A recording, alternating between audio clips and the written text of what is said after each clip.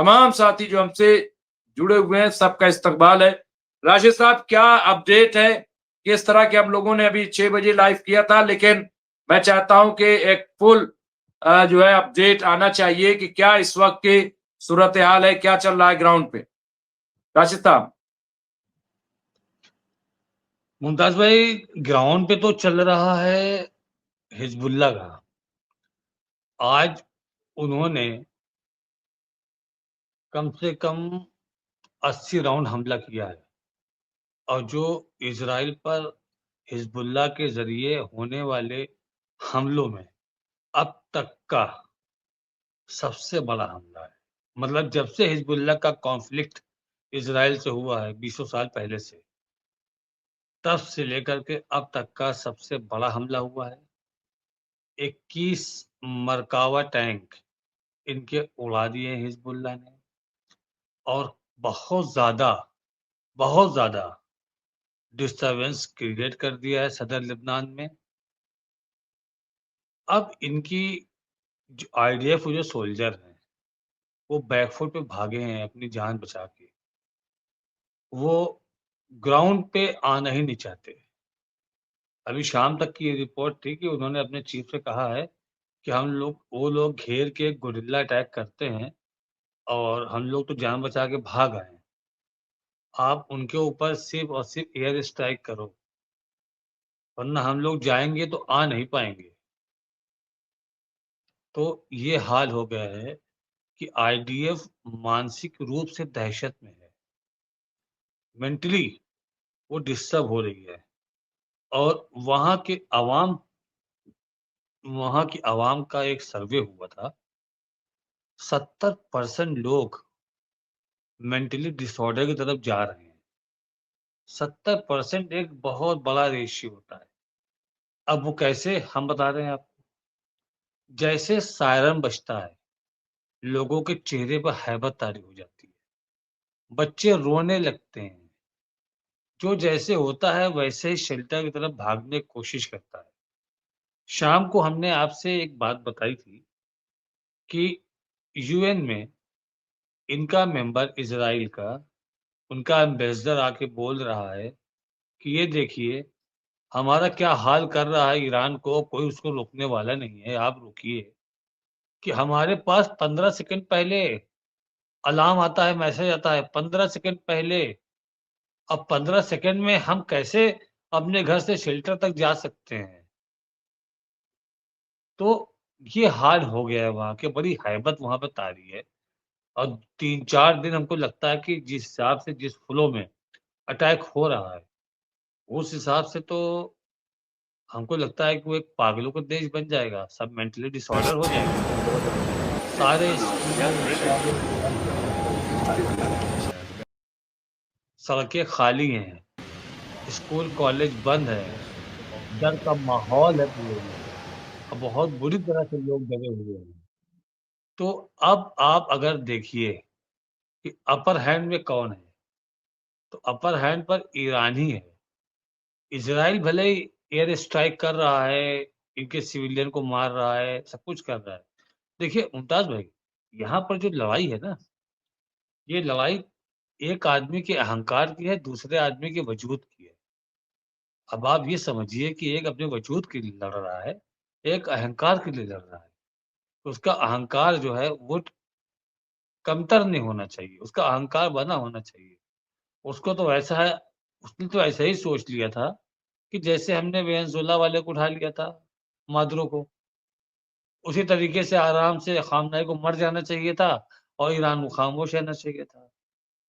ये उसकी अपनी सोच है कि उनको मर जाना चाहिए था और ईरान को खामोश रहना चाहिए था। और ये ईरान को पता था पहले से कि हरकतें फिर से होंगी। उसने पूरा ये 7-8 महीना अपने आप को तैयार किया। जून के हमले के बाद से ईरान ने अपने आप को 7-8 महीने से पूरी तरीके से तैयारी में लगा लिया और हर हर एंगल पे चाहे नेवी, एयरफोर्स, ग्राउंड फोर्स या हर कहाँ हमला करना है, सारी स्ट्रेटजी, सारे प्लान बना लिए कि अगर हमारे रिजीम पर अटैक होता है तो अगर एक मरेगा तो कौन होगा दूसरा, फिर तीसरा कौन होगा, चौथा कौन होगा। उनको ये फ़िक्र नहीं है कि हम मरेंगे। उनको पता है कि एक मरेगा दूसरा आ जाएगा, लेकिन एक बार वजूद खत्म हो जाएगा तो दोबारा वजूद वापस लौट के नहीं आएगा। तो आज अपना अस्तित्व, अपना वजूद ईरान तो बचा के रखे हुए है, लेकिन इज़राइल और अमेरिका अपने अस्तित्व को आज नहीं, जब जंग खत्म होने के बाद इसको ढूँढते रहेंगे, तलाशते रहेंगे कि हमारा अस्तित्व क्या है। मतलब एक मुल्क के ऊपर हम दोनों सुपर पावर ने मिलकर इतनी बुरी तरीके से अटैक किया। अब पहली बार में हमने जीत हासिल कर ली।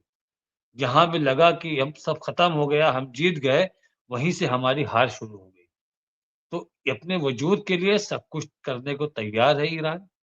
और जो बात हम लोग कर रहे हैं, इनके ग्राउंड बैटल की, कि ये ग्राउंड पे उतारेंगे। देखिए, होर्मुज़ की तरफ से तो ये आने से रहे। होर्मुज़ की तरफ से ये नहीं आएँगे।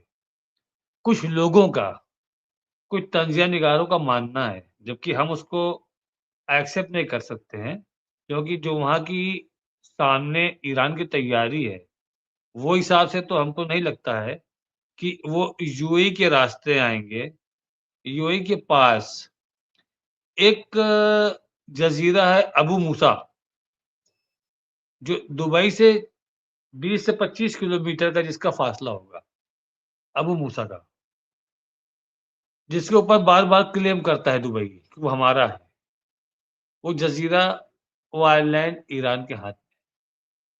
तो बहुत लोगों का कहना है कि वो अबू मूसा को कब्ज़ा कर लेगा और वहाँ से शुरू करेगा। अरे भैया, अबू मूसा पे आके वो बैठ गया, तो वहाँ पर उसके पास पैट्रियट है, उसके पास रडार है कोई अबू मूसा में, उनके लोग आ जाएँगे ना, वो मिसाइल से कैसे बचाएँगे ईरान की?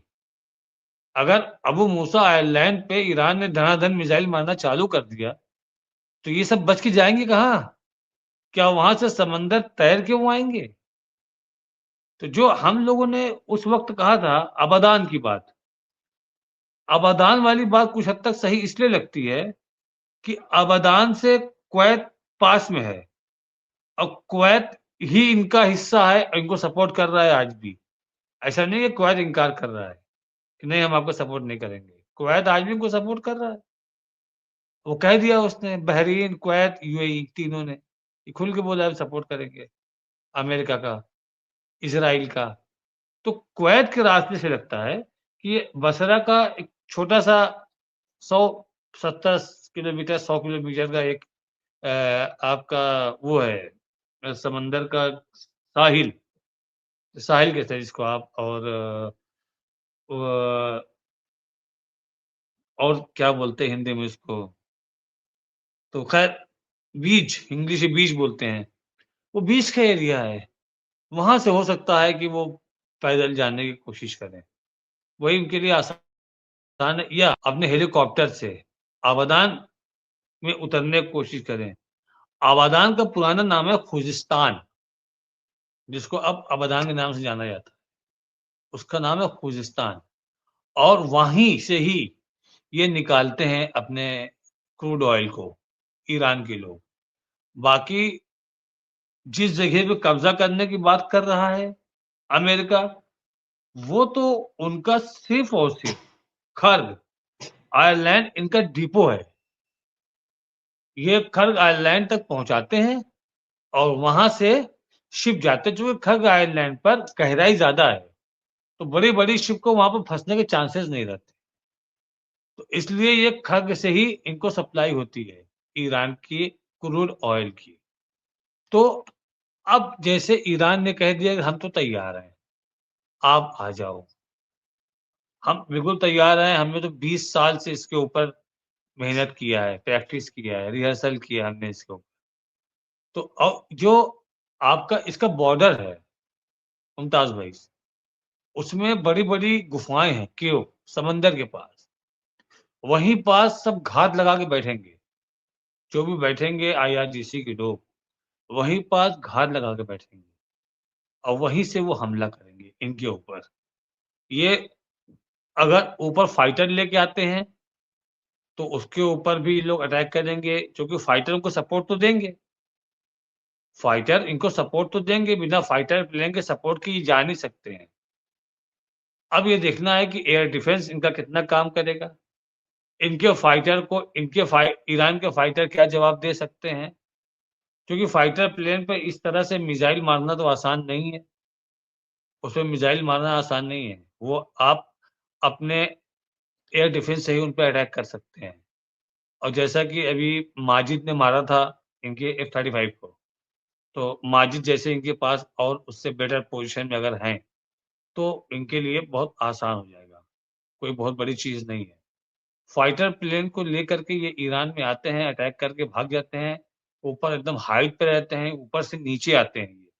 ये एकदम पैरेलल नहीं आते हैं, ये ऊपर से नीचे आते हैं और अटैक करके फिर ऊपर होके चले जाते हैं। तो इसलिए ये उस इनके आयरन डोम के रडार से दूर रहते हैं। इनके जो एयर डिफेंस का रडार है, उससे ये दूर रहते हैं, बचे रहते हैं। बहुत कम इन पे अटैक हो पाता है या बहुत कम ही टारगेट हो पाते हैं। अगर ये अपना हेलीकॉप्टर लेके आएँगे, तो हेलीकॉप्टर में वो स्पीड नहीं होती है और ना वो उस हाइट पे जा पाएगा। वो कौन-सा हॉक करके नाम इनका है, अभी एक को गिराया था ईरान ने। तो उसकी भी वही हाल है कि वो भी खाली इनके जो फाइटर हैं, उसके सपोर्ट से इन लोगों को पैराशूटर को उतार सकता है, कि ऊपर वो उनको सपोर्ट देते रहें, बैकअप देते रहें तभी हेलीकॉप्टर आ सकता है। लेकिन जितना टाइम उनको हेलीकॉप्टर से उतर के नीचे आने में लगेगा, मुमताज़ भाई मैं गारंटी से बोल रहा हूँ, ऊपर से नीचे आते-आते कितने लोग लाशों में बदल जाएँगे और नीचे सबूत ज़िंदा नहीं उतर पाएँगे, उनकी बॉडी नीचे गिरेगी, ये भी आप देखिएगा। और खर्ग में भी गुफ़ाएँ हैं, पहाड़ी एरिया वो भी खर्ग भी ऐसा नहीं है, कि पूरा समतल है। वहाँ पर भी इनकी फ़ील्डिंग लगा के बैठेगा, IRGC। तो ईरान ने अपनी पूरी तैयारी एग्ज़ैक्ट करके रखी हुई है। कुल अब आप बताइए ईरान ने देखिए अब पूरी आप तैयारी कर ली है और मुझे नहीं लग रहा है कि इतना आसान है जितना, लेकिन सिवाय ये कि चूंकि हर महाज पर कहीं ना कहीं इजराइल और अमेरिका की हार हो रही है, तो एक नया शगुफा, एक नई चीज दुनिया के सामने पेश कर रहे हैं कि साहब हम ये हमारे पास ऑप्शन है। मतलब ये कि अभी हम हारे नहीं है। आप ये मत कहिए कि हम हार गए, हम पीछे हट गए, हम डर गए, नहीं, हम तो अभी पूरी तरह से तैयार हैं, लड़ रहे हैं। ये दरअसल मसला है। वरना आप बताइए कि कौन सा अभी क्या ये तुक है इस तरह के बयानबाजी की। लेकिन राशिद साहब, इस पे हम और बात करेंगे। यहाँ पे देखिए, जमील बशीर शेख साहब ने बड़ा अच्छा सवाल किया। कहा जिस तरह से कतर के साथ एक बातचीत हुई और कतर आ गया है ईरान के साथ, तो कौन से और मुल्क हैं जो ईरान के साथ अभी आ सकते हैं? क्योंकि बातचीत देखी चल रही है, नॉर्मलाइजेशन हो रहा है, बहुत सारी चीजें जो अभी सामने नहीं है। क्या आपको लग रहा है कि क्या कुछ और मुल्क क्या, मतलब देखिए, ये जहां तक आपने अभी बहरैन की बात की थी, वहां तो जो हालात हैं आप सब जान ही रहे हैं कि किस तरह के हालात हैं। लेकिन मैं बातचीत की सतह पर कर रहा हूं कि कहां कहां आपको लग रहा है कि अभी और बातचीत के लिए मुल्क आ सकते हैं। और इस चीज को ध्यान में रखना पड़ेगा कि चीन ने खबरदार किया है, तमाम अरब मुल्कों को खबरदार किया है। इस चीज को जहन में रखना पड़ेगा। तो इस पे पहले बात कर लें, फिर हम बात करेंगे तमाम अपने व्यूवर्स कह रहा हूं, जो बहुत इंपॉर्टेंट सवाल है उस पे भी हम बात करेंगे कि क्या वाकई मिडिल ईस्ट में आजादी का सिलसिला शुरू हो गया है? अब मुल्क आजाद होने जा रहे हैं, क्योंकि इराक तो तकरीबन आजाद हो रहा है, बहरैन भी आजाद हो रहा है, मैं समझता हूं जॉर्डन, और इस तरह से अभी मैं उस पे भी बात करूंगा, जाइएगा नहीं। और तीसरा ये कि क्या वाकई कोई नया सुपर पावर वो वजूद में आ रहा है? ये तीन बड़े अहम सवाल है। लेकिन सबसे पहला सवाल ये कि कतर के बाद कौन? राशिद रिजवी साहब। देखिए उस बेल्ट में कतर के बाद, कतर के अलावा ओमान और कतर, यही 2 ऐसे हैं जो ईरान के साथ खड़े रहेंगे। सऊदी अरब पहले भी मशकूक था और आज भी मशकूक है। और उसके मशकूक होने की 2 वजह है कि सऊदी अरब जो है 3 जगहों पर उसको लगता है कि अगर ईरान जीत जाता है, तो ये 3 चीज़ें हमसे छीन जाएँगी। बहरीन हट जाएगा, बहरीन में सत्ता परिवर्तन हो जाएगा। यमन जो आधा हमारे हिस्से में है, वो पूरा चला जाएगा हूती के हाथ में, उसको बचाना है हमको। और सीरिया जुलानी के हाथ से निकल जाएगा। क्योंकि उसको सऊदी अरब का और टर्की का कॉम्पिटिशन लगा रहता है कि खलीफा हम, वो कहते हैं खलीफा हम। दोनों की खलीफा होने की लड़ाई चल रही थी। तो इसीलिए सऊदी अरब मशकूक है। अगर वो आखिरी वक़्त में देखेगा कि चीज़ें बदल रही हैं और अब हमारा ईरान की तरफ खुल के आना ज़्यादा अच्छा रहेगा, तो वो अपने पैंतरेबाज़ी करने की हमको उसकी उम्मीद लगती है कि तब वो शायद पैंतरेबाज़ी करे। लेकिन आज की डेट में अगर आपको ये लगता है कि सऊदी अरब ईरान के साथ खड़ा होगा, तो ये आप भूल जाइए। ईरान के साथ वो खड़ा नहीं होगा, वो मशकूक पहले से था। हमने आपको शुरू से कहा था सऊदी अरब के बारे में, इनकी फितरत के बारे में जानते हैं। ये सब एप्स्टीन फाइल वाले अय्याश लोग हैं। ये लोग खाना काबा के अंदर जूता पहन के चले जाते हैं। सोचिए, अब हम लोग अगर मतलब इसके लिए इस्तग़फ़ार करना चाहिए, अस्तग़फ़िरुल्लाह बोलना चाहिए कि ये लोग हरम के अंदर, काबा के अंदर हमने एक पुराना वीडियो देखा था इसके बाप का। वो जूता पहन के अंदर घुस गया। अंदर जाके मुआयना कर रहा है। मतलब इनके सामने क्या वैल्यू है? ये जूता पहन के खड़े होके नमाज़ पढ़ते हैं। ये सिर्फ़ दुनिया को दिखाने के लिए मुसलमान हैं। ये अपनी मसनद को बचाने के लिए मुसलमान हैं। आपके नबी के टाइम पर जब इस्लाम आया था, जब फ़ातेह मक्का हुए थे, तो बहुत सारे मुसलमान कैसे मुसलमान हो गए थे? क्यों मुसलमान हो गए थे? वजह यही है ना कि हमको हमारी तिजारत बचाना है। अगर हम मुसलमान नहीं होंगे तो हमारी तिजारत खत्म हो जाएगी और मुसलमान हमारा बहिष्कार कर देंगे। हम खत्म हो जाएँगे यहाँ पर। तो उनको मजबूरी हो गई मुसलमान बनना, ये वही लोग हैं। नमाज़ पढ़ता हुआ अपना एक वीडियो दिखा तो देंगे, लेकिन जूता पहने खड़े हुए हैं ये। आप कहिए तो हम आपको फ़ोटो, वीडियो सब भेज दें, इन लोगों की। तो ये डर इनको है कि अगर ईरान जीतता है, ईरान अपर हैंड होता है, ईरान मिडिल ईस्ट का अगर बादशाह बन के उभरता है, तो हमारे हाथ में जो आधा यमन है, ये पूरा चला जाएगा, हूती के हाथ में। और अगर अपर हैंड बन के उभरा ये ना, तो हूती इनको बोलने की ज़रूरत नहीं है, हूती ऑटोमेटिक छीन लेंगे। ये भी आप जान लीजिए। ईरान को बोलने की ज़रूरत भी नहीं पड़ेगी। उनका जज़्बा, उनका वलवला इतना रहेगा कि खुशी में आके कूद जाएँगे, चाहे हज़ारों मारे जाएँ। उनको तो आप हूतियों की फितरत आप जानते हैं, उनको मरने से डर नहीं है। दूसरा, बहरीन में रिजीम चेंज हो जाएगा, बहरीन को सपोर्ट करता है सऊदी अरब। कहीं बहरीन में रिजीम में चेंज करनी, 80% शिया हैं, ज़रा-सा ईरान से इशारा हो जाएगा, सब पलट जाएगा, सब खत्म हो जाएगा। और जबकि बहरीन से एक ही रास्ता है, via Saudi Arab by road.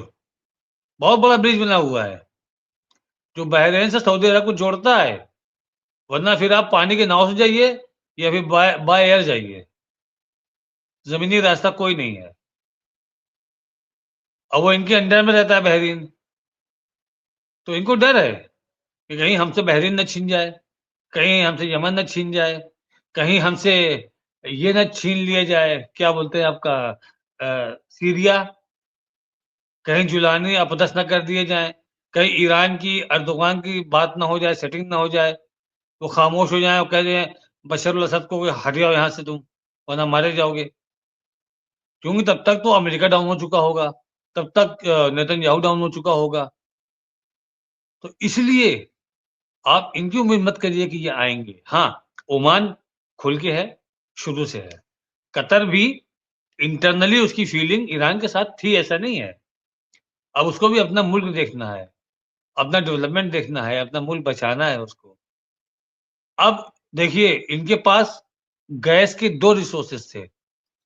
एक ऐसा जो खुद इंडिपेंडेंट कतर का है, जिसमें किसी का शेयर नहीं है और जिस पे अटैक किया है, उसमें 50% शेयर होल्डर अमेरिकन कंपनी है, जो इनके ऊपर थोपी गई है अमेरिका के द्वारा, उस पे अटैक किया है। लेकिन कोई रिएक्शन नहीं दिया कतर ने। कतर ने कहा कि इसको चालू करने में 3 से 5 साल लगेंगे। वो चाहता है कि और लंबा जाए, ताकि इनको हम भगाएँ यहाँ से। 30% आप जोड़िए, Bahrain, Kuwait, Qatar, UAE, Saudi Arabia, कम से कम ये 5 और ओमान 6, ये 6 देश ऐसे हैं, जहाँ से यहाँ के ऑयल्स में 30% का हिस्सा अमेरिका का है। अगर वो 1 करोड़ रुपए का तेल बेचते हैं, तो 30 लाख रुपए का माल-ए-हराम अमेरिका की जेब में जाता है। प्लस डॉलर अलग मजबूत हो रहा है उससे। डर अमेरिका को ये है। अब आप बताइए, जो हार रहा है, जो हार गया है, वो सीज़ फायर की एक बारी बात नहीं कर रहा है। वो जंग खत्म होने की एक बारी बात नहीं कर रहा है। वो मीडिएटर की कोई बात ही नहीं कर रहा है। और जो जीत चुका है, जो 5 तारीख से बोल रहा है कि मैं जीत गया, मैं जीत गया। 5 तारीख को कहा, 9 तारीख को कहा, 11 को कहा, 14 को कहा, 16 को कहा, 19 को कहा कि मैं जीत गया, कुछ नहीं बचा ईरान में। मैंने उनकी नेवी मार दी, खत्म कर दी। उनकी एयरफोर्स खत्म कर दी। अब ईरान में कुछ नहीं बचा, हम जीत गए हैं, अब वहाँ कुछ नहीं करने को। वो लोग हमसे भीख माँग रहे हैं, सीज़ फायर की। मैंने कहा अभी नहीं, अभी तो मैं लड़ूँगा। अभी मैं तुमको बताऊँगा, तुमको मैं पनिश करूँगा। और यही इजिप्ट, ओमान और सॉरी इजिप्ट, कतर और पाकिस्तान के थ्रू उनको मैसेज भिजवा रहे हैं कि उससे कह दो कर ले सीज़ फायर, कह दो कर ले सीज़ फायर।